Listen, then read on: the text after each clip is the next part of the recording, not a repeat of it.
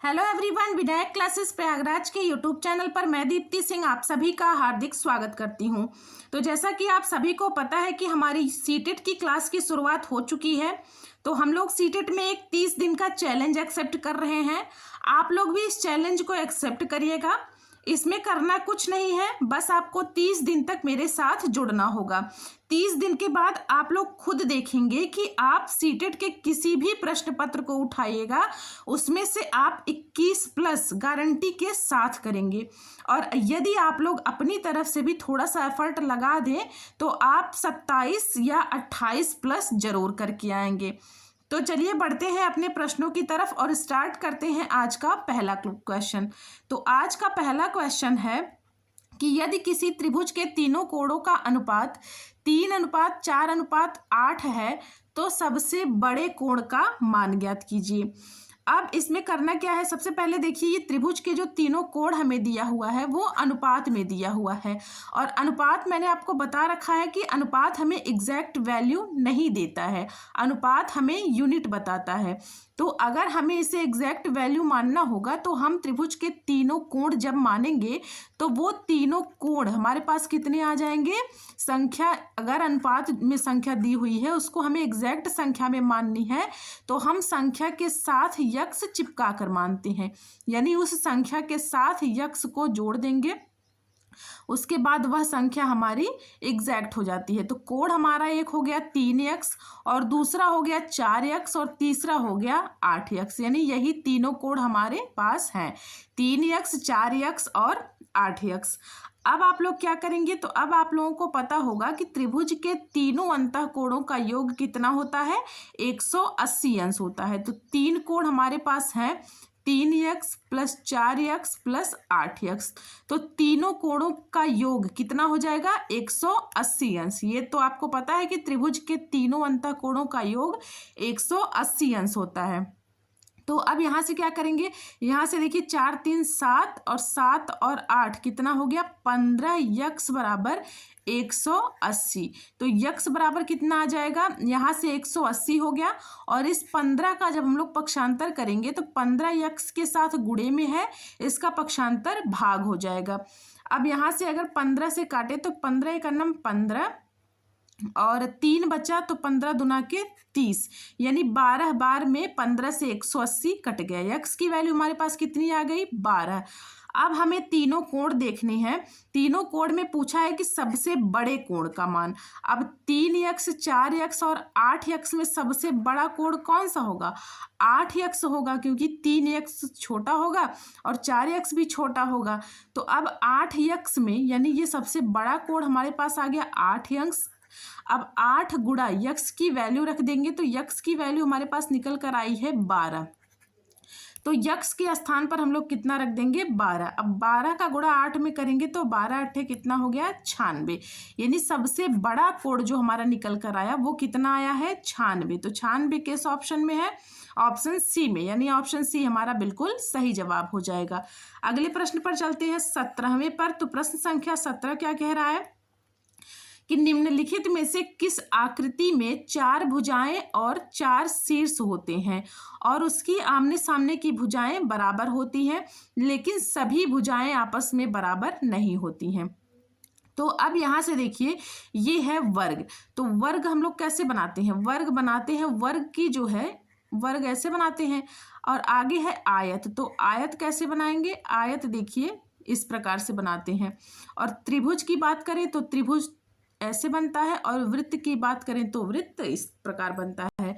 अब यहाँ से प्रश्न में कह रहा है कि जिसकी 4 भुजाएं और 4 शीर्ष, शीर्ष मतलब कोने, जिसके 4 कोने होते हैं और 4 भुजाएं होती हैं, शीर्ष का मतलब होता है कोना, और उसकी आमने सामने की भुजाएं बराबर होती हैं लेकिन चारों भुजाएं यानी सभी भुजाएं आपस में बराबर नहीं होती हैं। तो अब बात सबसे पहले वर्ग की करते हैं। तो वर्ग में आप लोग क्या देख रहे हैं कि वर्ग की जो है चारों भुजाएं आपस में बराबर होती हैं। ऐसा है नहीं कि सिर्फ आमने सामने की भुजा बराबर हो, वर्ग की चारों भुजाएं यानी सभी भुजाएं आपस में बराबर होती हैं। तो वर्ग तो होगा नहीं क्योंकि हमसे प्रश्न में कह रहा है कि सिर्फ आमने सामने की भुजाएं बराबर होती हैं। अब आयत की बात करते हैं तो आयत में देखिए, आयत में 1 2 3 4 4 भुजाएं हो गई और 1 2 3 4 4 कोने भी हो गए प्रश्न के अनुसार। अब कह रहा है कि आमने सामने की भुजाएं, यानी ये भुजा बराबर होगी इसके और ये वाली भुजा बराबर होगी इसके।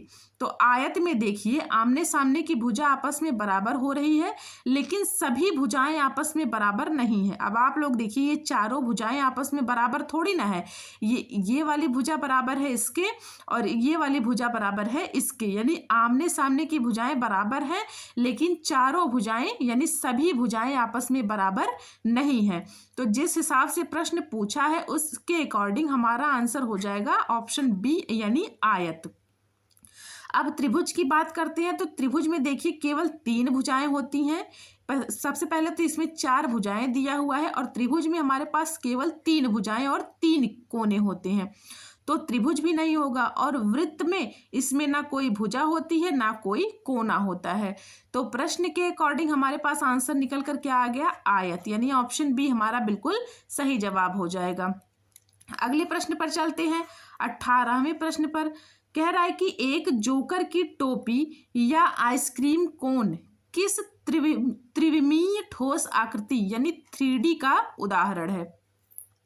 अब यहाँ से देखिए घन, बेलन, शंकु, गोला, ये चारों जो है ये तो 3D आकृतियां हैं, यानी घन भी 3D आकृति है, बेलन भी, शंकु भी और गोला भी, ये सभी 3D आकृतियां हैं। लेकिन हमसे प्रश्न में कह रहा है कि जोकर की टोपी या आइसक्रीम कोन, यानी आइसक्रीम कोन और जोकर की टोपी जिस प्रकार से होती है उस प्रकार से ये इनमें से कौन सी 3D आकृति का उदाहरण है। तो घन, अब घन देखिए तो घन की आकृति कैसे होती है, घन आप लोग किस प्रकार बनाते हैं, घन ऐसे ही तो बनाते हैं, यही तो घन है हमारा। अब यहाँ से घन बन गया, तो घन में देखिए घन की आकृति कैसी है, एक डब्बे के आकार की होती है, जैसे एक डिब्बा होता है तो डिब्बे के आकार की घन की आकृति होती है और इसमें 6 फलक होते हैं, वो भी बराबर होते हैं। यहाँ से देखिए 1 2 3 4 5 और इसके पीछे वाला एक 6, जैसे आप लोग लूडो डाइस देखते हैं ना, लूडो डाइस में 1 से 6 तक की संख्याएं होती हैं, तो वही हमारा घन हो गया।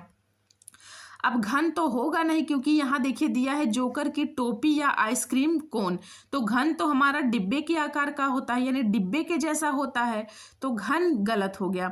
अब आगे ऑप्शन में बी में दिया हुआ है बेलन। अब बेलन कैसा होता है, तो बेलन यानी सिलेंडर जो है वो एक पाइप के आकार का होता है या एक सेल की तरह होता है। बैटरी जो होती है या तो पाइप की तरह होता है या फिर एक सेल की तरह होता है, जिसके दोनों सिरे वृत्ताकार होते हैं। जैसे अब यहाँ से देखिए ये हो गया हमारा बेलन, इसका दोनों सिरा जो है वो वृत्ताकार होता है, ये बेलन हो गया। यह एक पाइप या सेल की तरह होता है, तो पाइप और सेल की तरह होता है, यानी जोकर की टोपी और आइसक्रीम कोन इसमें भी नहीं आया, यानी ऑप्शन बी भी हमारा गलत हो गया।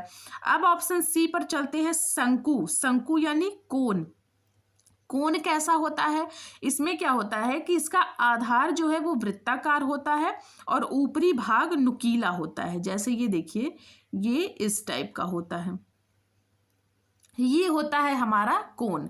अब यहाँ प्रश्न में देखिए कह रहा है जोकर की टोपी। अब आप लोग जोकर की टोपी तो देखे होंगे, तो जोकर की जो टोपी होती है वो इस प्रकार के मॉडल की होती है। और आइसक्रीम कोन देखिए, इसी चीज़ को आप लोग अगर उल्टा कर देंगे, यानी अगर इसी कोन को आप लोग उल्टा कर दें तो आइसक्रीम कोन कैसी होती है, ऐसी ही तो होती है आइसक्रीम कोन।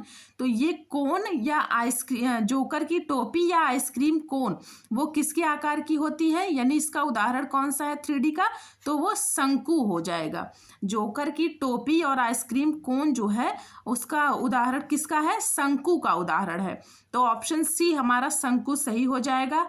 अब गोले की बात कर लेते हैं, तो गोला पूरी तरह से गोल होता है, यानी गेंद की तरह होता है, पूरी तरह से गोल होता है, तो गोला भी नहीं होगा। तो जोकर की टोपी और आइसक्रीम कोन यह किसका उदाहरण है, शंकु का उदाहरण है, तो हमारा शंकु वाला ऑप्शन बिल्कुल सही हो जाएगा। अब 19वें प्रश्न पर चलते हैं। कह रहा है कि 3 रेखाखंडों से घिरी हुई बंद आकृति को क्या कहते हैं? चतुर्भुज, त्रिभुज, पंचभुज या वृत्त। 3 रेखाखंडों से घिरी हुई बंद आकृति को, यानी 3 रेखाखंड अगर हम लोग खींच दें और दिया हुआ है कि बंद आकृति, 3 रेखाखंड खींच दिए और तीनों आपस में बंद हैं, तो इस प्रकार की आकृति को क्या कहेंगे? अब ये आकृति आप सभी को पता होगा कि इसे हम लोग क्या कहते हैं? त्रिभुज कहते हैं। बात करते हैं चतुर्भुज की, तो चतुर्भुज में 4 भुजाएं होती हैं, यानी 4 रेखाखंड से घिरी हुई बंद आकृति को चतुर्भुज कहते हैं। चतुर्भुज में 4 रेखाखंड होती है। इसी प्रकार पंचभुज में 5 रेखाखंड होती है। और वृत्त में तो कोई रेखाखंड नहीं होता है, वृत्त तो ऐसे ही एक सर्कल होता है। तो 3 रेखाखंडों से घिरी हुई बंद आकृति को क्या कहेंगे? त्रिभुज कहेंगे। तो ऑप्शन बी हमारा बिल्कुल सही हो जाएगा। अगले प्रश्न पर चलते हैं, प्रश्न संख्या 20 पर। 20 क्या कह रहा है? गणितीय ज्ञान का आधार क्या है? हमारी आंखें, हमारी कल्पना, तार्किक और स्पष्ट विचार, रटने की क्षमता। आप लोग कमेंट करके बताइएगा कि गणितीय ज्ञान का आधार क्या है। तो चलिए ऑप्शन ए से शुरुआत करते हैं। पहला ऑप्शन है हमारी आंखें। अब गणितीय ज्ञान का आधार जो है वो हमारी आंखें, ये ठीक है नहीं, यानी हमारी आंखें थोड़ी ना है गणितीय ज्ञान का आधार। हमारी आंखें क्या है कि आंखें केवल जो है भौतिक वस्तुओं को देखती हैं। जो आंखें होती हैं वो क्या करती हैं? वो भौतिक वस्तुओं को देखने में मदद करती हैं। जबकि गणित हमारा क्या है? गणित हमारा एक अमूर्त विज्ञान है। गणित क्या है? गणित एक अमूर्त विषय है। अब आंखें जो हैं वो केवल देखती हैं, यानी केवल देख कर नहीं, बल्कि हम लोग गणित में क्या करते हैं? मानसिक सोच से भी गणित को समझते हैं। यानी कहने का मतलब सिर्फ आंखों से, अगर सिर्फ आपको आंखों से दिखा दिया जाए तो आप लोग किसी भी सवाल को हल थोड़ी ना कर पाएंगे। सबसे पहले जब तक आप उसके बारे में सोचेंगे नहीं, समझेंगे नहीं, तर्क नहीं लगाएंगे, तब तक आप सवाल को सॉल्व नहीं कर सकते। यदि आपको कह दिया जाए, अभी आपको कोई सा भी सवाल दे दिया जाए और आपको कहा जाए कि अपनी आंखों से सिर्फ देखिए और इसे सॉल्व कर दीजिए, तो अगर आप लोग अपनी मानसिक सोच से नहीं समझेंगे, तर्क नहीं लगाएंगे, तो आप लोग गणित के सवालों को हल थोड़ी ना कर पाएंगे। तो गणितीय ज्ञान का आधार जो है वो हमारी सिर्फ आंखें नहीं है। तो ऑप्शन ए हमारा गलत हो जाएगा।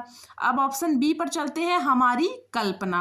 अब एक चीज आप लोग बताइए, मैं आपको कोई सवाल दे दूं और आपको कह दूं कि कल्पना करके इस सवाल को हल कर दीजिए, तो क्या आप लोग हल कर पाएंगे? नहीं। तो कल्पना जो है वो नए विचारों को जन्म दे सकती है। कल्पना हमारी नए विचारों को जन्म तो दे सकती है, लेकिन गणित में हर नियम को सिद्ध करने के लिए एक ठोस सबूत और तर्क की जरूरत होती है। किसकी जरूरत होती है? एक ठोस सबूत और तर्क की जरूरत होती है। सिर्फ कल्पना से आप गणित के प्रश्नों या उसके नियम को सिद्ध नहीं कर सकते। जब तक आप लोगों के पास कोई ठोस सबूत ना हो, आपके पास तर्क ना हो, तब तक आप कल्पना करके सिर्फ किसी भी नियम को सिद्ध नहीं कर सकते। तो केवल कल्पना से गणितीय ज्ञान नहीं बनता, हमें उसके लिए ठोस सबूत और तर्क की आवश्यकता पड़ती है। तो ऑप्शन बी भी गलत हो गया। अब ऑप्शन सी पर चलते हैं, तार्किक और स्पष्ट विचार। अब यहाँ से देखिए, गणित का मतलब ही तर्क से होता है, तो ऑप्शन सी तो हमारा बिल्कुल सही हो गया तर्क को देखते हुए ही। लेकिन अब तार्किक और स्पष्ट विचार का मतलब क्या है? तो गणित जो है वो पूरी तरह से तर्क पर आधारित है। ये चीज मैं आपको कई बार बता चुकी हूँ कि गणित जो है वो तर्क के बिना संभव नहीं है। तो गणित पूरी तरह से तर्क पर आधारित है और इसमें क्यों और कैसे, इसका स्पष्ट जो है उत्तर होता है। गणित के सवाल को अगर आप लोग हल करते हैं तो क्यों और कैसे उसमें जरूर आता है, और उस चीज को अगर आप लोग तर्क लगाएं, थोड़ा सा अपने मानसिक विचार पर जोर दें, तो सवाल आपको बहुत ही आसान तरीके से हल हो जाता है। अब बिना किसी भ्रम के तार्किक रूप से, जैसे कोई भ्रम ना हो, आप लोग तर्क कर रहे हैं तो बिना किसी भ्रम के तार्किक रूप से सोचने की क्षमता ही गणित का असली आधार है। तो तर्क के बिना गणित ही संभव नहीं है। गणित में तर्क और स्पष्ट विचार का मतलब इसमें भ्रम नहीं होता।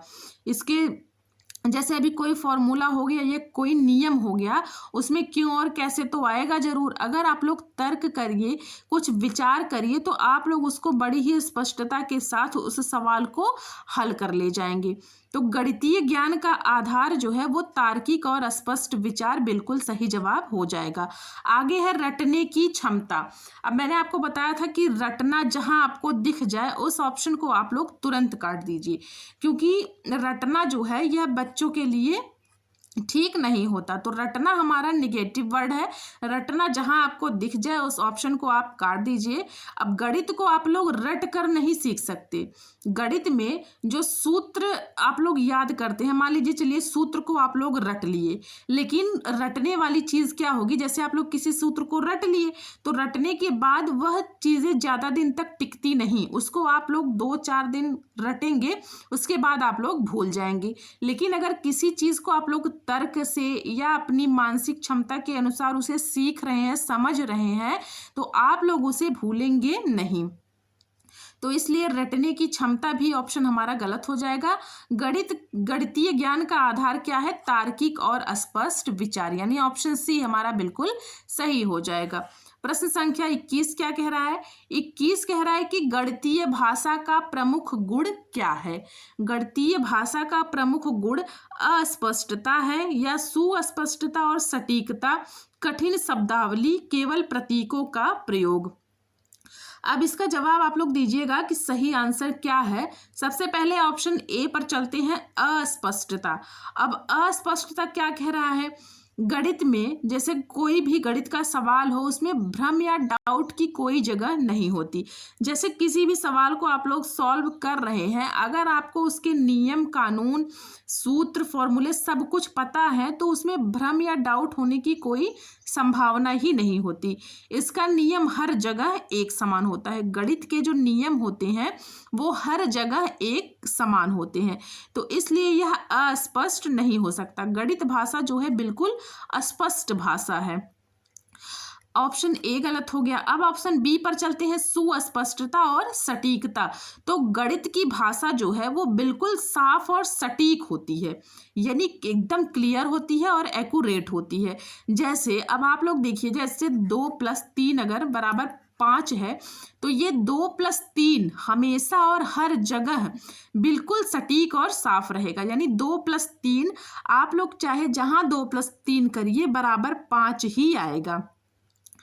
तो इसकी जो सुस्पष्टता और सटीकता होती है यह बिल्कुल एकदम क्लियर होती है, इसमें कोई दो राय नहीं है। तो गणित भाषा का मुख्य गुण क्या है कि वह एकदम सुस्पष्ट और सटीक होती है। अब आगे कह रहा है कि कठिन शब्दावली। अब जो है गणित में कुछ विशेष शब्द और प्रतीक का प्रयोग होता है, लेकिन जैसे कुछ विशेष शब्द हो गए गणित में और कुछ प्रतीक होते हैं, तो उनका प्रयोग तो होता है गणित में, लेकिन यह गणित को कठिन बनाने के उद्देश्य से नहीं होता है। यह गणित को संक्षिप्त और सटीक बनाना होता है। यानी जैसे अगर हम आपको कह दें कि ये 2 + 3 करिए, तो 2 + 3 ये तो गणित का एक प्रतीक है, लेकिन ये अब गणित विषय को ये प्रतीक जो है वो कठिन बनाने का प्रयास नहीं करता, यह आसान और संक्षिप्त बनाता है। जैसे 2 + 3 = 5, ये आप लोग तुरंत कर लिए, सटीक हो गया। अब मैं आपको कह दूं कि 2 में 3 जोड़िए, अगर ये प्रतीक ना हो तो आपके लिए थोड़ी सी कठिनता भी होगी, और ये प्रतीक लगने के बाद ये एकदम सटीक और संक्षिप्त हो गया। तो गणित विषय जो है वो कठिन शब्दावली से भरपूर नहीं है। गणित में कुछ विशेष शब्द और प्रतीक होते हैं, लेकिन इसका उद्देश्य ये नहीं है कि वह इस भाषा को कठिन बनाना चाह रहा है। तो ऑप्शन सी भी हमारा गलत हो गया। अब डी कह रहा है कि केवल प्रतीकों का प्रयोग। अब ऐसा तो है नहीं कि गणित में सिर्फ और सिर्फ केवल प्रतीक का ही प्रयोग होता है। प्रतीक का मतलब जैसे ये हो गया प्लस, माइनस, भाग, गुणा, ये सब जो प्रतीक होते हैं, अब ऐसा तो है नहीं कि गणित में सिर्फ और सिर्फ प्रतीकों का ही प्रयोग होता है।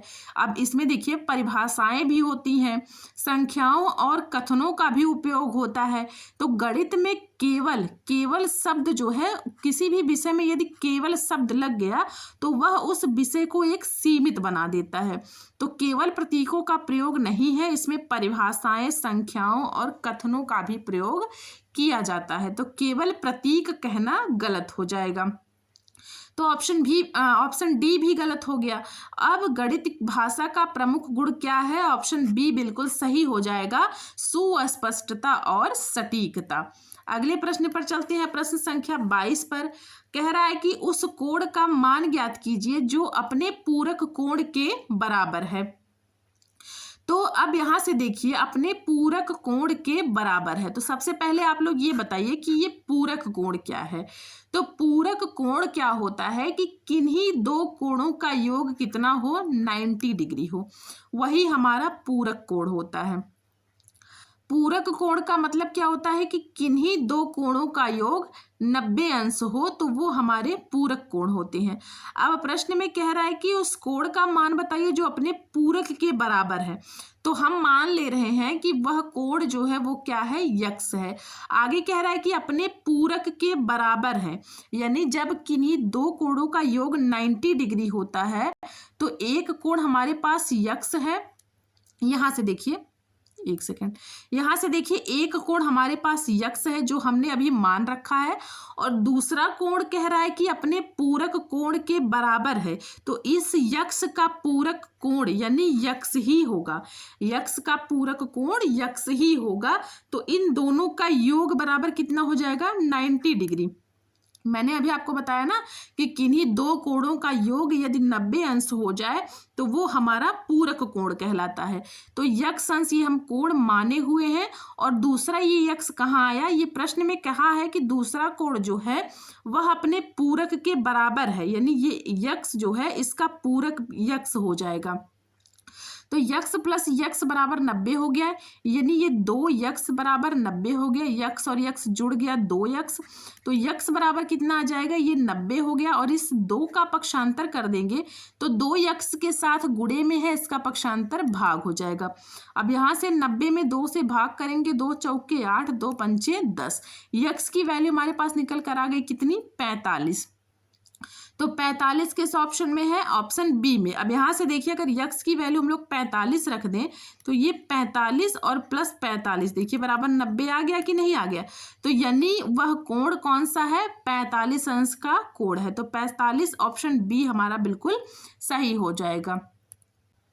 अगले प्रश्न पर चलते हैं, प्रश्न संख्या 23 पर। 23 क्या कह रहा है, जब किसी संख्या को 6 से विभाजित करने के लिए कहा गया तो रानी ने उसे 9 से विभाजित किया और उसे भागफल 21 और शेषफल 3 मिला। अपनी गलती का एहसास होने पर उसने संख्या को 6 से विभाजित किया। अब कितना भागफल और शेषफल मिलेगा। अब ये प्रश्न देखिए, आपको देखने में भले ही इतना बड़ा लग रहा होगा, लेकिन ये है बहुत आसान और बहुत ही छोटा सा प्रश्न है। अब देखिए, रानी है, एक विद्यार्थी रानी है, उससे कहा गया कि कोई संख्या है, जैसे मान लीजिए ये कोई संख्या है, और रानी से कहा गया कि इस संख्या को आप 6 से विभाजित करो। तो रानी ने क्या किया कि उस संख्या को, यानी ये जो संख्या थी उसे 6 से विभाजित ना करके उसे 9 से विभाजित कर दिया। अब 9 से विभाजित करने के बाद उसका भागफल कितना गया, 21, और शेषफल कितना आ गया, 3 आ गया। अब आगे प्रश्न में कह रहा है कि जब उसे अपनी गलती का एहसास हुआ, यानी जब उसे पता चला कि यहाँ 9 नहीं मुझे 6 से विभाजित करना था, तो उसने वापस उस संख्या को 6 से विभाजित किया। अब हमसे प्रश्न में पूछ रहा है कि उसका भागफल और उसका शेषफल कितना आएगा। तो चलिए इस प्रश्न को सॉल्व करते हैं। इस प्रश्न को कैसे हल करेंगे, सबसे पहले आपको एक फॉर्मूला पता होगा। फॉर्मूला क्या है, फॉर्मूला है भाज्य बराबर भाजक गुणा भागफल। इस फॉर्मूले से आप सभी परिचित होंगे, और प्लस शेषफल। भाज्य बराबर भाजक गुणा भागफल प्लस शेषफल। अब यहाँ देखिए, जब उसने 9 से इस संख्या को विभाजित किया था उस समय भाज्य हमें पता नहीं है, यानी वह संख्या हमें पता नहीं है कि उसने किस संख्या में 9 से भाग किया था। तो भाज्य बराबर हमें निकालना है, तो भाज्य बराबर हम लोग करेंगे। अब भाजक, भाजक कितना है, किस संख्या से भाग की, वो 9 से, यानी 9 हमारा भाजक हो गया। गुणे भागफल कितना है, 21 है, और प्लस शेषफल कितना है, 3 है। अब यहाँ से देखिए भाज्य बराबर कितना आ जाएगा, भाज्य बराबर आगे यहाँ से 9 एकन्नम 9, 9 दूना के 18 प्लस 3, 9 एकन्नम 9, यहाँ 9 होगा।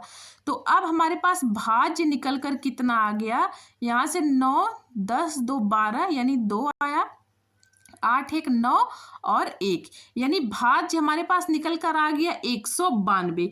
यह जो है 192 संख्या थी जिसमें रानी ने 9 से भाग किया, तो भागफल 21 और शेषफल 3 बचा।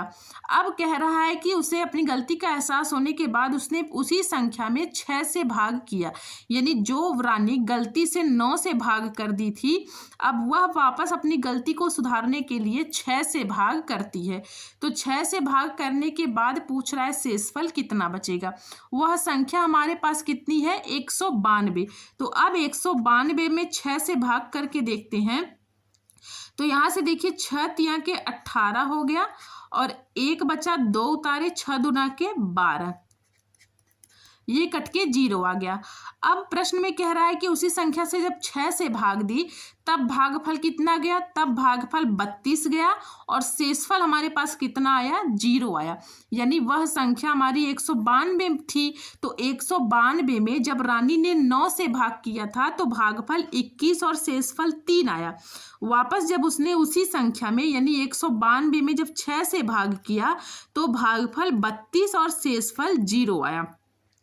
तो भागफल 32 और शेषफल 0 किस ऑप्शन में है, ऑप्शन डी में, यानी ऑप्शन डी हमारा बिल्कुल सही हो जाएगा। अगले प्रश्न पर चलते हैं, 24 वाले नंबर पर। 24 कह रहा है कि संख्या 4,54,678 में अंक 6 का स्थानीय मान और अंकित मान का अंतर क्या है। अब आप लोग बताइए कि स्थानीय मान क्या होता है और अंकित मान क्या होता है। जब आपको स्थानीय मान और अंकित मान पता होगा तभी तो आप लोग इस 6 का स्थानीय मान और अंकित मान निकाल कर उसका अंतर निकालेंगे। तो सबसे पहले आप बताइए कि स्थानीय मान क्या होता है।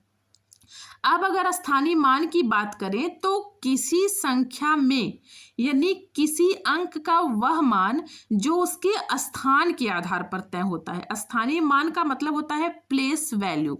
स्थानीय मान क्या होता है, प्लेस वैल्यू। तो प्लेस वैल्यू क्या होती है हमारी, कि किसी अंक का वह मान जो उसके स्थान के आधार पर तय होता है। यानी अगर आप लोग उस संख्या के स्थान को बदल देंगे तो उसका मान भी बदल जाएगा। ये स्थानीय मान जो है वो इकाई, दहाई, सैकड़ा, जैसे दाहिने से अगर आप लोग बाएं साइड चलें तो दाहिने से ये इकाई, ये दहाई, ये सैकड़ा, ये स्थान को डिसाइड करता है। यानी ये स्थानीय मान जो है वह संख्या के स्थान को दर्शाता है। संख्या के स्थान के आधार पर यह तय करता है कि वह संख्या किस स्थान पर है और उसकी वैल्यू कितनी होगी। अगर आप लोग संख्या का स्थान बदलेंगे तो उसका स्थानीय मान भी बदल जाएगा। अब यहाँ से देखिए इस प्रश्न में 6 का स्थानीय मान पूछ रहा है, तो 6 का स्थानीय मान कितना आएगा। अब यहाँ से देखिए 8 जो है इकाई, दहाई, सैकड़ा, यानी 6 जो है वो किसके स्थान पर है, सैकड़े के स्थान पर। यानी 6 में हम लोग क्या करेंगे, 100 से गुणा कर देंगे। तो 6 का स्थानीय मान निकल कर कितना आ गया, 600। स्थानीय मान उसके स्थान के हिसाब से डिसाइड करता है कि उस संख्या की वैल्यू कितनी है। अब यहाँ से 6 देखिए, 6 सैकड़े के स्थान पर है, यानी 6 में 100 से गुणा कर देंगे, जो मान आएगा वही हमारा स्थानीय मान होगा। अब बात करते हैं अंकित मान की। तो अंकित मान यानी हमारी फेस वैल्यू होती है, यहाँ से ये फेस वैल्यू होती है अंकित मान। अब अंकित मान क्या कहता है, अंकित मान जो है वो किसी अंक का, अंकित मान वह अंक स्वयं होता है, चाहे वह किसी भी स्थान पर हो। जैसे इस 6 का अगर अंकित मान निकालें तो 6 का अंकित मान 6 ही होगा। अंकित मान निकालने के लिए किसी भी संख्या का अगर आप लोग अंकित मान निकाल रहे हैं तो वह अंक स्वयं हो जाता है। जैसे अगर आप लोग से पूछा जाए कि 5 का अंकित मान बताइए तो 5 का अंकित मान 5 ही होगा, 4 का अंकित मान 4 ही होगा। यानी अंकित मान डायरेक्ट वही संख्या हम लोग लिख देते हैं। अब स्थानीय मान और अंकित मान का अंतर पूछ रहा है तो 600 स्थानीय मान आया है और 6 अंकित मान आया है। तो इसका अंतर का मतलब इन दोनों को घटाना है। तो जब दोनों को घटाएंगे तो कितना आएगा? 594। तो 594 किस ऑप्शन में है? ऑप्शन ए में, यानी ऑप्शन ए हमारा बिल्कुल सही जवाब हो जाएगा। 25वें नंबर पर चलते हैं। 25 नंबर क्या कह रहा है? कह रहा है कि प्राथमिक स्तर पर गणित की प्रकृति किस प्रकार होती है। अब यहाँ देखिए प्रश्न में दिया है प्राथमिक स्तर। ये प्राथमिक स्तर, ये चीज आप लोगों को ध्यान देना होगा। आप लोग पढ़ते आए हैं कि गणित एक अमूर्त विषय है, लेकिन प्रश्न को ध्यान से देखिएगा। यहाँ प्रश्न में दिया हुआ है, साफ साफ लिखा है कि प्राथमिक स्तर। अब प्राथमिक स्तर पर बच्चे इतने बड़े नहीं हो जाते कि वो अमूर्त चिंतन करने लगे, यानी अमूर्त चीजों के बारे में सोचने लगे। तो प्राथमिक स्तर पर गणित की प्रकृति कैसी होती है आप लोग कमेंट करिएगा। चलिए हम लोग ऑप्शन ए से शुरुआत करते हैं। ऑप्शन ए है मूर्त। अब यहाँ से देखिए प्राथमिक स्तर के जो बच्चे होते हैं वो बड़ी छोटी आयु के होते हैं, यानी बच्चे जो है वो छोटे छोटे होते हैं, इतने बड़े नहीं होते हैं कि वो बहुत ज़्यादा तर्क कर पाएँ या बहुत ज़्यादा सोच विचार कर पाएँ। तो अमूर्त क्या होता है? अमूर्त बिना दिखने वाली वस्तु होती है। तो अब प्राथमिक स्तर के बच्चे इतने बड़े नहीं हो जाते कि वो जो वस्तुएं ना दिख रही हों वो लोग उसके बारे में भी चिंतन कर लें, वो चीज़ें उनको जल्दी समझ में नहीं आती है। वे लोग मूर्त वस्तुएं, जो मूर्त वस्तुएं क्या होती हैं? जो दिखाई देती हैं। जैसे अब आप लोग प्राइमरी स्कूल में देखिएगा, जैसे हो गया कंकड़ हो गया या कोई फल हो गया, ब्लॉक्स वगैरह होते हैं। तो ये चीज़ें जब बच्चों के सामने आप लोग लेकर आते हैं तो बच्चे इसमें इंटरेस्ट भी रखते हैं और बहुत जल्दी सीखते भी हैं। तो प्राथमिक स्तर के बच्चों की गणित की प्रकृति मूर्त होती है, यानी जब आप लोग उन्हें कोई चीज़ दिखाएंगे, अब कंकड़ जैसे आप लोग ले आए तो कंकड़ को वो छुएंगे, कंकड़ को देखकर उसे गिनना सीखेंगे, उसे जोड़ना सीखेंगे। तो प्राथमिक स्तर के बच्चे जो है वो मूर्त वस्तुओं पर ज़्यादा आसानी से सीख पाते हैं। अभी आप लोग उनके सामने अमूर्त चीज़ें रख दें तो वो अमूर्त चीज़ें नहीं समझ पाते। तो प्राथमिक स्तर पर गणित की प्रकृति कैसी होती है? मूर्त होती है, यानी ऑप्शन ए हमारा बिल्कुल सही जवाब हो जाएगा। अब अमूर्त क्या है? अमूर्त मैंने अभी आपको बताया कि जो सामने दिखाई न दे। यह अमूर्त जो है ये उच्च कक्षाओं में प्रयोग होता है। जैसे जब बच्चे बड़े हो जाते हैं तब वह अमूर्त चीज़ों का प्रयोग करते हैं, जैसे सूत्र हो गया या बीज गणित का कोई भी फॉर्मूला, नियम कुछ भी हो गया, तो वो प्राथमिक स्तर पर बच्चों के लिए कठिन होता है। प्राथमिक स्तर पर बच्चे जो चीज़ देखते हैं, यानी अगर उनके दैनिक जीवन से आप लोग उन्हें जोड़ कर पढ़ाएंगे तो प्राइमरी स्कूल के बच्चे ज़्यादा समझ पाएंगे। अमूर्त चीज़ें बड़े क्लास के लिए होती हैं। और अगला ऑप्शन है सांकेतिक। अब सांकेतिक देखिए, सांकेतिक भी इसमें जो चिन्ह होते हैं उनका प्रयोग बड़े बच्चे ज़्यादा करते हैं। छोटे बच्चे जैसे प्लस माइनस हुआ, गुणा भाग हुआ, ये जल्दी नहीं समझ पाते हैं। उन्हें अभी यही 10 ठो कंकड़ दे दीजिए और आप लोग कहिए कि इसको गिन कर बताइए कितना है, तो वो 10 कंकड़ बहुत ही आसानी से गिन लेंगे। लेकिन अगर आप लोग उनसे कहिए कि यही 27 और 72 को जोड़िए तो ये उनके लिए थोड़ी सी कठिनता महसूस कराएगी। तो सांकेतिक जो है वो उसमें केवल चिन्ह का प्रयोग होता है। तो छोटे बच्चे शुरुआत में सिर्फ सीधे सीधे चिन्हों को नहीं समझ पाते, उन्हें पहले मूर्त वस्तुओं की जरूरत होती है। तो ऑप्शन बी और ऑप्शन सी इस प्रश्न के अकॉर्डिंग ये दोनों गलत हो गया।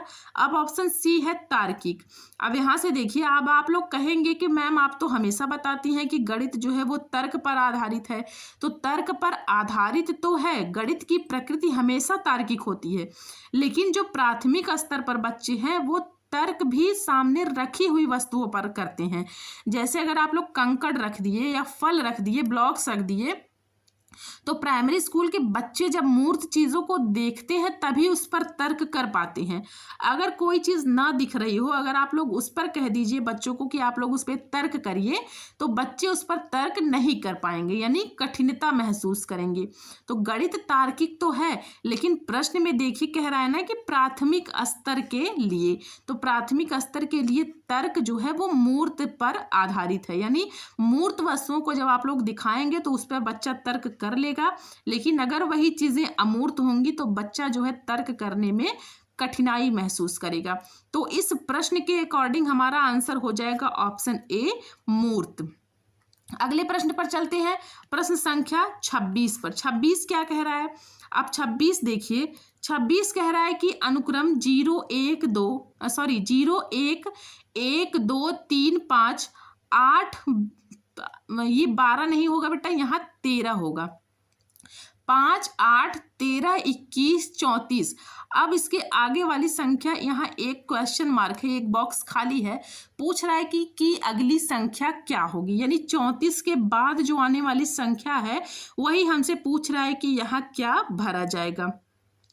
तो अब हम लोग इस सीक्वेंस को देखते हैं कि यह किस प्रकार से सजाया गया है। तो अब आप लोग यहाँ से ध्यान से देखिएगा, यहाँ से अगर हम लोग 0+1 करें, यहाँ देखिए अगर 0+1 करें तो बराबर कितना आएगा? 1 आएगा, यानी ये वाला 1 आ गया। अब आगे यही 1 और +2 करें, यहाँ से देखिए 0+1, यदि इन दो को तो हम लोग ले चुके 0+1, तो अब ये कितना आ गया? 1 आ गया। अब वापस इसके पीछे, यानी यही जो 1 लिए हैं, 1 ये लेंगे और +1 इसके आगे वाली संख्या लेंगे, तो कितना आएगा? 2 आएगा। अब यहाँ से देखिए ये वाला 1 और ये वाला 1 हम लोग ले चुके, अब जो लिए हैं फिर से वही लेंगे, 1 और +1 आगे वाली संख्या, तो 2 1 3 हो गया। अब यहाँ से 2 ले चुके हैं, यानी फिर से हम लोग यही पीछे वाली संख्या 2 लेंगे और आगे 3 लेंगे, तो कितना आ गया? देखिए यहाँ 5 आ गया। अब 3 ले चुके हैं तो फिर से 3 लेंगे और उसके एक आगे वाली संख्या लेंगे, तो 5 और 3 कितना हो गया? 8 हो गया। अब 5 ले चुके हैं तो फिर से 5 लेंगे और 8 लेंगे, तो 8 और 5 कितना आ गया? 13 आ गया। अब यहाँ से 8 लिए हैं तो एक 8 लेंगे और एक आगे वाली संख्या 13 लेंगे, तो 13 8 कितना हो जाएगा? 21 हो जाएगा। अब 13 भी ले चुके हैं तो 13 लेंगे +21 लेंगे, तो 13 और 21 कितना हो जाएगा? यहाँ से देखिए 3 1 4 और 2 1 3, यहाँ से देखिए ये 34 आ गया। अब आगे क्या करेंगे? अब यहाँ से ये देखिए 21 लिए हैं तो एक 21 लेंगे और दूसरा 34 लेंगे, तो 21 और 34 जोड़ने के बाद कितना आएगा? 4 1 5 और 3 2 5, यानी 34 के बाद जो संख्या आएगी वो कितनी आएगी? 55 आएगी। ये चीज आप लोग समझ पाए कि नहीं समझ पाए? यहाँ से देखिए 0+1 किए और फिर उसके बाद यही जो 1 लिए रहेंगे वो 1+1 करेंगे, फिर ये 1+2 करेंगे, फिर 2+3 करेंगे, 3+5 करेंगे, फिर 5+8 करेंगे, 8+13 करेंगे, 13+21 करेंगे, 21+34 करेंगे, तो 21+34 जब करेंगे तो ये आगे वाली संख्या हमें मिल जाएगी। तो आगे वाली संख्या कितनी आएगी? 55 आएगी। तो 55 यानी ऑप्शन सी हमारा बिल्कुल सही जवाब हो जाएगा। अगले प्रश्न पर चलते हैं, प्रश्न संख्या 27 पर। 27 कह रहा है कि राम ने 30 जून को सुबह 11:20 यानी 11:20 AM पर अपनी यात्रा शुरू की और 1 जुलाई को शाम 5:40 पर समाप्त किया। तो यात्रा को पूरा करने में लगने वाला समय है, यानी 30 जून से राम ने यात्रा प्रारंभ की है सुबह 11:20 से और 1 जुलाई को शाम 5:40 पर उसने अपनी यात्रा समाप्त की। वो पूछ रहा है कि राम ने जो पूरी यात्रा की है उस यात्रा में कितना समय लगा। तो अब यहाँ से आप लोग देखिएगा, यहाँ से 30 जून यानी ये 30 जून 11:20 से 1 जुलाई 11:20 तक वह कितना हो गया? 24 घंटे यात्रा किया है। यहाँ से देखिए राम ने 30 जून 11:20 से यानी 11:20 से 1 जुलाई सुबह 11:20 तक कितना हो गया? 24 घंटा। अब आप लोग देखिएगा कि 30 जून को सुबह के 11:20 हो रहे हैं, 11:20 हो रहा है, तो अगले दिन 1 जुलाई को 11:20 पर जब बजेगा तो वह कितना घंटा पूरा होगा? 24 घंटा पूरा हो जाएगा। अब आगे क्या करेंगे? अब यहाँ से आगे से देखिए 11:20 यानी 1 जुलाई 11:20 तक तो हम लोग काउंट कर लिए। अब 1 जुलाई यानी 1 जुलाई की बात कर रहे हैं। अब 1 जुलाई वाला ही समय बचा है क्योंकि 30 जून वाला खत्म हो गया, तो 30 जून से 1 जुलाई 11:20 से 11:20 का समय हो गया 24 घंटा। अब 1 जुलाई में यहाँ देखिए 11:20 AM से ये 5:40 PM 5:40 PM यही इतना बच रहा है। तो 11:20 से 5:40 PM ये बच रहा है। इसके पहले वाली जितनी भी टाइम थी वो हम लोग काउंट कर चुके हैं। अब यहाँ से 11:20 में 40 मिनट बचा है 12 बजने के लिए, तो हम लोग 40 मिनट अभी यहाँ छोड़कर इसको 12 बजा देते हैं। तो यहाँ 12 बज गया और यहाँ 5, ये 40 मिनट यहाँ भी छोड़ देते हैं, तो 12 से 5 ये हो गया 5 घंटे। ये चीज़ आप लोग ध्यान से देखिएगा। यहाँ से 11:20 को हम लोग छोड़कर यहाँ 12 बजा देते हैं, यानी अभी इसमें 40 मिनट बचा है और 5:40 यहाँ भी है, तो इसको 40 मिनट छोड़ देते हैं। अभी इसको हम लोग सिर्फ और सिर्फ 5 बजा देते हैं, तो 12 से लेकर 5 बजे तक ये 5 घंटा हो गया। अब 40 मिनट यहाँ जो छोड़े थे वो और 40 मिनट यहाँ, वो कितना हो गया? 80 मिनट हो गया। वो कितना हो गया? 40 80 मिनट हो गया। यहाँ से 40 यानी 11:20 से 12 बजने में 40 मिनट लगेगा ना, तो वो 40 हम लोग यहाँ छोड़े थे और जो 5:40 यहाँ है, तो ये 40 मिनट यहाँ छोड़े थे। 5 बजे तक तो हम लोग यहाँ काउंट कर लिए, तो 40 और 40 मिलकर कितना हो गया? 80 मिनट। और आप सभी को पता है कि 1 घंटे में कितने मिनट होते हैं? 60 मिनट होते हैं। 1 घंटे में कितने मिनट होते हैं? यानी 1 घंटे में कितने मिनट होते हैं? 60 मिनट होते हैं। तो ये 80 जो है इसको हम लोग 60 + 20 लिख सकते हैं। 60 + 20 80 हो जाएगा कि नहीं? तो 1 घंटे में 60 मिनट होते हैं, यानी इस 60 को हम लोग 1 घंटा लिख सकते हैं। यहाँ से देखिएगा ये 60 + 20 मिनट ये हम लोग लिख सकते हैं। अब यहाँ से ये 60 मिनट जो है इसको 1 घंटा लिख सकते हैं। तो 60 मिनट जब 1 घंटा हो गया तो ये 5 में 1 घंटा जुड़ गया, तो कितना हो गया? 6 घंटा 20 मिनट। ये चीज़ आप लोग समझ पाए कि नहीं समझ पाए? ये 60 मिनट जो है वो 1 घंटे के बराबर है, तो 60 मिनट को हम लोग जब 1 घंटा लिख लिए तो 5 और 1 घंटा 6 घंटा हो गया, और 20 मिनट ये बचा है तो इसको हम लोग 20 मिनट लिख लेंगे। अब यहाँ देखिए 30 जून 11:20 से लेकर 1 जुलाई 5:40 PM तक हम लोग निकाल लिए। तो 30 जून 11:20 से 1 जुलाई 11:20 तक हमारे पास कितना हुआ? 24 घंटा हुआ। आगे प्लस करेंगे, यहाँ 1 जुलाई 11:20 से 5:40 तक जब निकाले तो कितना आया? 6 घंटा 20 मिनट। ये चीज़ आप लोग समझ पाए कि नहीं समझ पाए? यहाँ से देखिए 30 जून से यानी 11:20 से 1 जुलाई 11:20 तक 24 घंटा हुआ। अब 11:20 के बाद जब 5:40 तक निकाले तो ये 6 घंटा 20 मिनट आया, यानी इन दोनों को हमें जोड़ना होगा।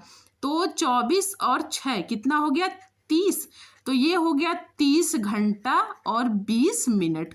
तो राम ने जो यात्रा की है तो पूरी यात्रा पर लगने वाला समय कितना हो गया? 30 घंटा 20 मिनट। तो 30 घंटा 20 मिनट किस ऑप्शन में है? ऑप्शन ए में, यानी ऑप्शन ए हमारा बिल्कुल सही जवाब हो जाएगा। 28वें प्रश्न पर चलते हैं। प्रश्न संख्या 28 कह रहा है कि एक स्कूल के सभागार में 2/7 लड़कियां हैं। यदि लड़कों की संख्या लड़कियों की संख्या से 111 अधिक है तो विद्यालय के सभागार में कुल कितने लड़के हैं? अब लड़कियों की संख्या दिया हुआ है 2/7। 2/7 देने का मतलब क्या हुआ कि यदि टोटल बच्चे 7 हैं तो उनमें लड़कियों की संख्या 2 है। 2/7 देने का मतलब क्या हुआ कि यदि कुल विद्यार्थी, यहाँ से ध्यान से देखिएगा, कि कुल विद्यार्थी यदि 7 यक्ष हैं, यक्ष के साथ हम संख्या को मानेंगे, तो उसमें कह रहा है कि लड़कियों की संख्या, तो उसमें लड़कियों की संख्या कितनी हो जाएगी? 2 यक्ष हो जाएगी। 2/7 का मतलब है कि टोटल विद्यार्थी 7 हैं, तो उन 7 में से 2 लड़कियां हैं, बाकी सब लड़के हैं। तो ये लोग यहाँ हम लोग नोट कर लिए हैं कि कुल विद्यार्थी 7 यक्ष हैं और उनमें लड़कियों की संख्या कितनी है? 2 यक्ष है। तो अब यहाँ से हम लोग लड़कों की संख्या निकाल ले रहे हैं। तो लड़कों की संख्या कैसे निकलेगी?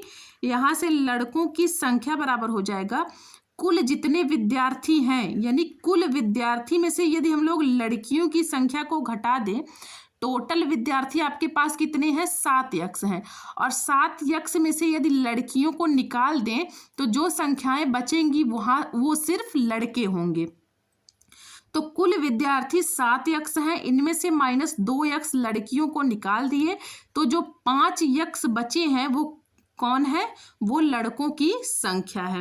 तो अब लड़कों की संख्या हमारे पास निकल कर आ गई है 5 यक्ष। आगे प्रश्न में कह रहा है कि लड़कों की संख्या लड़कियों की संख्या से 111 अधिक है, यानी प्रश्न कह रहा है कि 5 यक्ष लड़के हैं, लड़कों की संख्या कितनी है? लड़कियों की संख्या से 111 अधिक है, यानी ये 2 यक्ष लड़कियों की संख्या है, यह जो है लड़कों की संख्या से 111 अधिक है। तो अब यहाँ से देखिए क्या आ जाएगा, यहाँ से 2 यक्ष, इस 5 यक्ष ये हो गया, और इस 2 यक्ष का पक्षांतर करेंगे तो -2 यक्ष बराबर 111। तो 5 में से 2 घटेगा, 3 यक्ष बराबर 111। तो यक्ष बराबर कितना आ जाएगा? 111/3। इस 3 का हम लोग पक्षांतर कर लिए, तो अब यक्ष बराबर कितना आ जाएगा? यहाँ से देखिए ये 3 तिया के 9 हो गया, यहाँ 2 बचा, 2 1 कितना हो गया? 21। तो 3 सत्ते 21, यानी यक्ष की वैल्यू हमारे पास आ गई निकल कर कितनी? 37। अब लड़कों की संख्या पूछा है कि विद्यालय के सभागार में कुल कितने लड़के हैं, तो लड़कों की संख्या हम लोग अभी अभी निकाले हैं 5 यक्ष। तो यहाँ से 5 यक्ष क्या हो जाएगा? 5 गुणा यक्ष की वैल्यू अभी अभी हम लोग निकाले हैं 37, तो यक्ष की जगह 37 रख देंगे। अब यहाँ से देखिए 5 सत्ते 35 और 5 तिया के 15, 15 3 18, यानी लड़कों की संख्या टोटल निकल कर कितनी आ गई है? 185। तो हमसे लड़कों की संख्या ही पूछा है, तो लड़कों की संख्या 185, यानी ऑप्शन डी हमारा बिल्कुल सही जवाब हो जाएगा। 29वें नंबर पर चलते हैं। अब 29 देखिए, 29 भी सवाल आपको देखने में बहुत बड़ा लग रहा होगा, लेकिन है बहुत आसान। थोड़ा सा बस दिमाग लगाइए, आंसर अपने आप आ जाएगा। कह रहा है कि सीता ने 3 मीटर 40 सेंटीमीटर की सबसे लंबी कूद लगाई। गीता दूसरे स्थान पर है, उसकी कूद सीता से 20 सेंटीमीटर कम है। आगे कह रहा है कि रीता जो है वो तीसरे स्थान पर है, उसकी कूद गीता से 5 सेंटीमीटर कम है। अब कह रहा है कि रीता जो है वो कितने सेंटीमीटर से पहले स्थान से चूक गई। अब यहाँ देखिए, अब पहले ये जो सीता ने कूद लगाई है 3 मीटर 40 सेंटीमीटर, इसको हम लोग सेंटीमीटर में बदल लेते हैं। तो 3 मीटर, अब आप लोग बताइए 1 मीटर में कितने सेंटीमीटर होते हैं? 1 मीटर में कितने सेंटीमीटर होते हैं? तो 1 मीटर में 100 सेंटीमीटर होते हैं। अब प्रश्न में कह रहा है कि 3 मीटर 40 सेंटीमीटर, तो 3 मीटर का मतलब हो गया कि 3 गुणा 100 सेंटीमीटर और प्लस 40 सेंटीमीटर, यानी ये हो गया 340 सेंटीमीटर। ये किसकी कूद है? सीता की कूद है। यहाँ देखिए प्रश्न में दिया हुआ है ना कि सीता ने 3 मीटर 40 सेंटीमीटर की सबसे लंबी कूद लगाई, तो 3 मीटर का मतलब 300 सेंटीमीटर और 40 सेंटीमीटर दिया हुआ है, तो यानी 340 सेंटीमीटर की कूद लगाई है। आगे कह रहा है कि गीता जो है वो दूसरे स्थान पर है, उसकी कूद सीता से 20 सेंटीमीटर कम है। तो तो सीता की कूद कितनी है? अब यहाँ से गीता की बात करते हैं, यहाँ से गीता की बात करते हैं। तो सीता की कूद कितनी है? 340 सेंटीमीटर। अब उससे कह रहा है कि गीता जो है वो 20 सेंटीमीटर कम कूदी, यानी इसमें से जब 20 माइनस कर देंगे तो यही गीता की कूद आ जाएगी। प्रश्न में कह रहा है ना कि गीता की कूद जो है वो सीता की कूद से 20 सेंटीमीटर कम है, तो कम का मतलब 20 सेंटीमीटर हम लोग इसमें से माइनस कर देंगे। तो जब 20 सेंटीमीटर माइनस करेंगे, 340 में से 20 निकालेंगे तो कितना आएगा? 320 सेंटीमीटर, यानी गीता की कूद जो निकल कर आई है वो आई है 320 सेंटीमीटर। अब आगे बात करते हैं रीता की। अब रीता की कूद देखते हैं। वो कह रहा है कि उसकी कूद गीता से 5 सेंटीमीटर कम है, यानी गीता की कूद कितनी है? 320 सेंटीमीटर। अब गीता की कूद से 5 सेंटीमीटर कम, यानी -5 सेंटीमीटर की कूद किसकी है? रीता की है। ये कह रहा है ना कि गीता की कूद से 5 सेंटीमीटर कम है, यानी गीता की कूद कितनी है? 320 सेंटीमीटर, और इसमें से 5 सेंटीमीटर कम कर देंगे तो ये हमारी रीता की कूद आ जाएगी। तो रीता की कूद निकल कर आ गई कितनी? 315 सेंटीमीटर। अब कह रहा है कि कितने सेंटीमीटर से वो पहले स्थान से चूक गई। तो पहले स्थान पर कौन है? पहले स्थान पर सीता है। तो सीता की कूद कितनी है? 340 सेंटीमीटर, ये सीता की कूद है।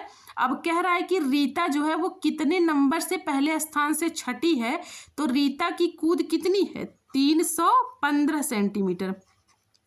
अगर हम लोग सीता की कूद से रीता की कूद घटा दे तो जितना आएगा उतने ही सेंटीमीटर की कूद से रीता जो है पहले स्थान से चूकी है। तो यहाँ से 340 में से जब 15 निकालेंगे तो यहाँ से देखिए 5 आया, 10 में से 5 गया 5, यहाँ 3 बचा, 3 में से 1 गया आया 2, और 3 से 3 कट गया, यानी आया कितना? 25 सेंटीमीटर।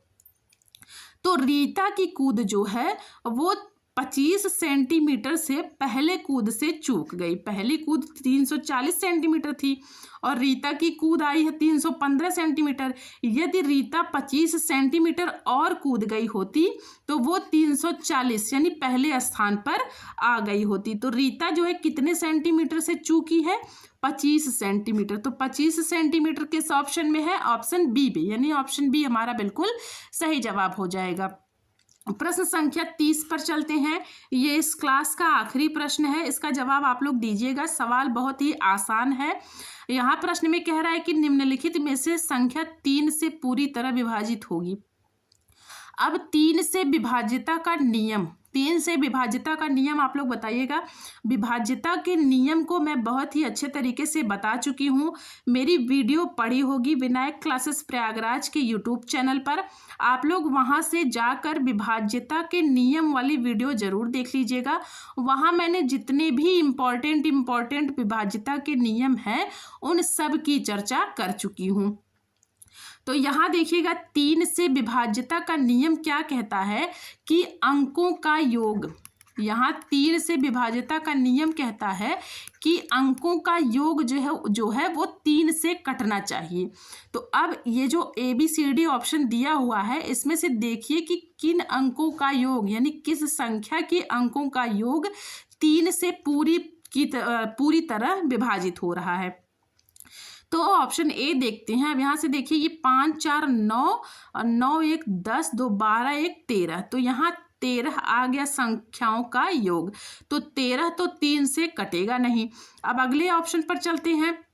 अब यहाँ से देखिए 7 7 14, 1 15 हुआ, यानी 7 और 8 15, 15 5 20, 20 9 29। तो 29 भी 3 से नहीं कटेगा, यानी ये भी 3 से विभाज्यता का नियम का पालन नहीं कर रहा है।